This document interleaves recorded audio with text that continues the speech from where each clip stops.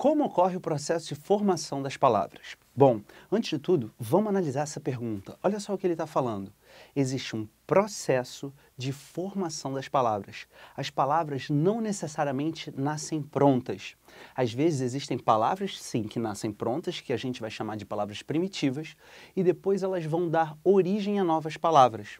Às vezes, esse processo ocorre por derivação, às vezes esse processo ocorre por composição, às vezes ocorre de formas até bastante diferentes. Eu vou dar um exemplo para vocês entenderem, tá? Olha o que eu coloquei aqui no quadro. Eu coloquei a palavra leal, que é uma palavra primitiva, tá? Isso aqui seria o nosso radical. E eu posso colocar um negocinho antes dela, formando uma nova palavra por um processo que tem um nome. Por exemplo, eu poderia dizer aqui, ó, desleal. E aqui eu tenho um processo de formação prefixal. É uma nova palavra originária da primeira, derivada com prefixo.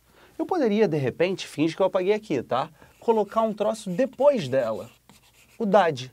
Ficaria lealdade e eu tenho um sufixo, um processo de formação sufixal. Se eu mostrar para vocês tanto o prefixo quanto o sufixo, adivinha que derivação é essa? Derivação prefixal e sufixal.